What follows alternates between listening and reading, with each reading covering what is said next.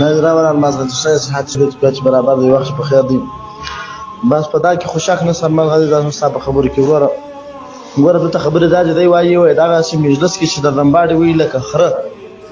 د کندهار د حضرت صاحب د کابل د حضراتو د سیابند د حضراتو د خلفا وسم ژوندسته په ټول افغانستان او دنیا کې چې د هغه په صحبت کې د هغه په مجلس ته ذکر کې څالیکان جذبېږي د فیض الهي د وجه جاړي یا بغاري وي وکه خلفای که مریدان دي و دغه ټولو ته د خره نسبت کړی وي په دغه مجلس ته ورتلل فسق بلل دي او د مجلس چې نستل حرام بلل دي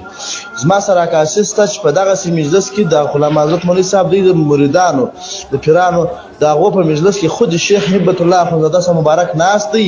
مریدان جذب دي د اساس سره الغړي ګیلیږي جاړي او بغاري وي و دغه ته د خره ویل دي و دا مجلس ته ورتګي حرام بلل دي په دې کې شنستل فسق بلل دي نو آیا دغه نسبت و شیخ هبت الله اخوندزاده سم مبارک ته وسو کنه وسو دغه الفاظ ګرځه د پراغه او ګرځول کې نه راو ګرځول هغه په خپل هم درنن ورځ هم مورید دی دیو چا مورید دی بیعت لري او طریقت منی او موږ ته معلومه خبره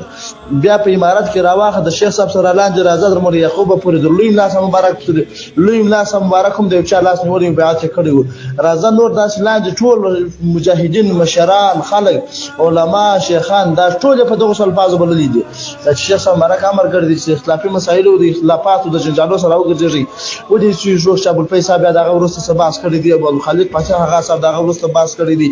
نور د مذهب حقاني علما کړی دي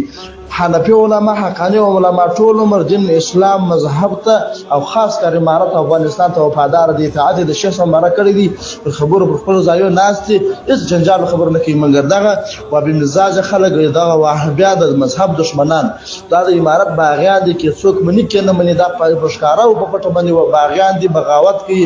د شیخ صاحب د امر څخه سرغړونه کوي څه ضرورت د اوسنی حالاتو کې ته مجاهد